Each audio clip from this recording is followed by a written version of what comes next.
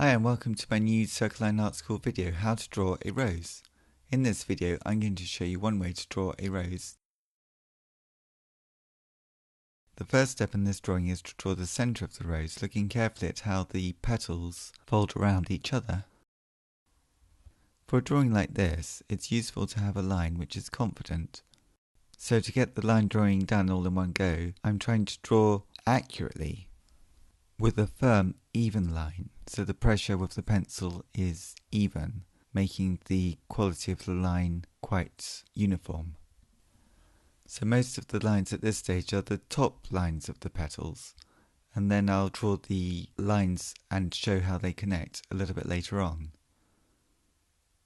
It just seems to me more easy to draw the top lines first, because that will help create the sort of spiral-like structure within the heart of the rose.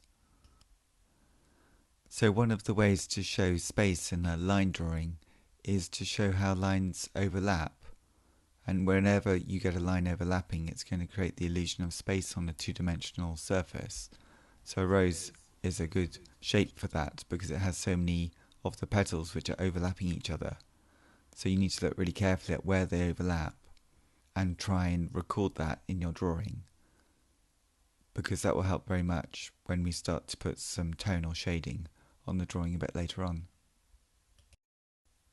So at this stage we've got the centre of the rose drawn, and now we're drawing the outer petals, and I'm trying to show the energy that the outer petals have through their shape and through the sort of whiplash type curve that you can see sometimes within a rose. At this stage, because I didn't do any underdrawing at all, I'm trying to also see how the shapes I'm drawing now relate to the shapes that I drew earlier, so that I get the basic structure of the rose as accurately as I can, as well as getting the details. So I was sort of doing two things, doing details, but trying to think ahead at the overall structure of the rose so that it makes sense. Looking carefully perhaps at the way that the lines finish and how it might show a curve, or there might be a thickness to some of the petal edges. All these things are very useful in drawing. And so in this drawing what I'm trying to do is create a design as well as a flower. So I'm thinking about how the individual lines are placed within the whole page of the drawing, so that it's balanced, so that the shapes are interesting but also accurate to an actual flower.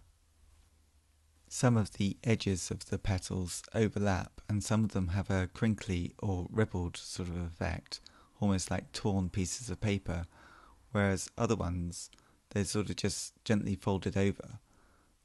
At least they look like they're gently folded over. So I'm trying to capture all these different qualities of petals that I can see in front of me.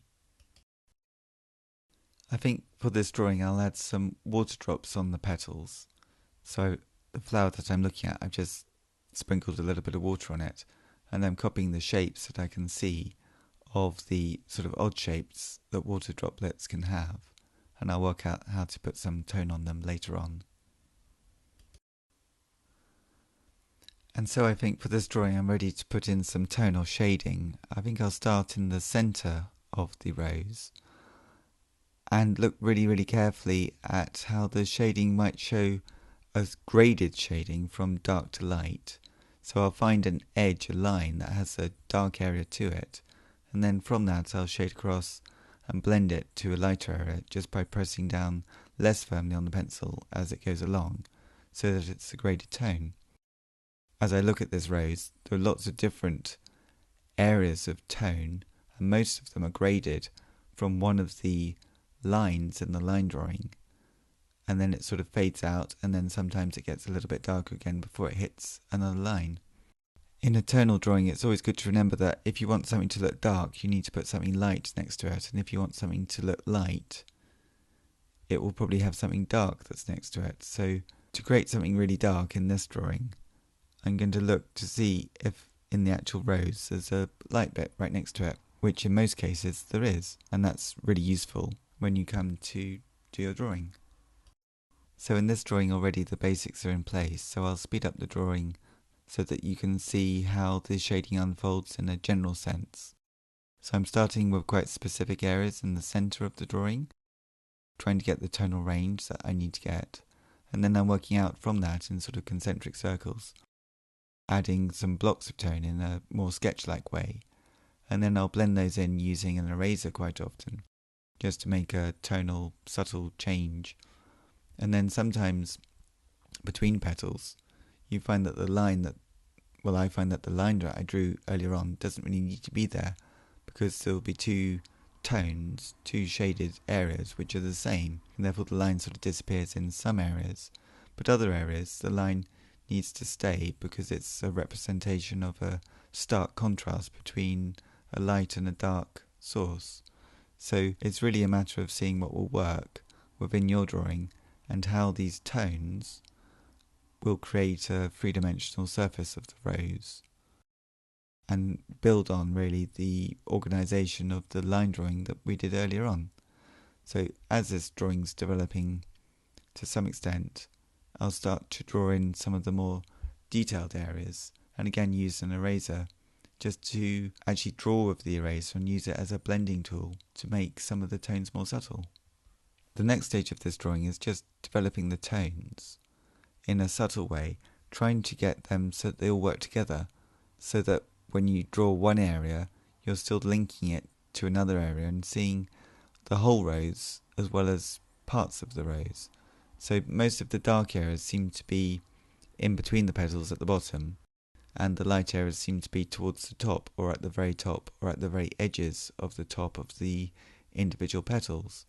And then within the water droplets, some of the areas around the water droplets and within them might be terribly dark, and then other areas will be very light. So I might use some white gouache later on just to add some highlights to some of the edges of petals and maybe the water droplets.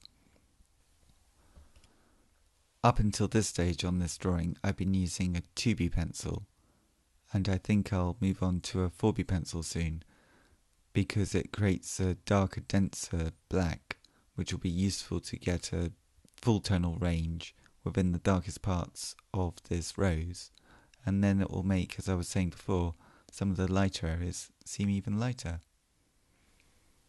I always think it's quite surprising how just changing a pencil can create such a dramatic effect in a drawing. So now I'll just add some highlights using some designer's gouache, which is just a form of white water-based paint, and a little brush.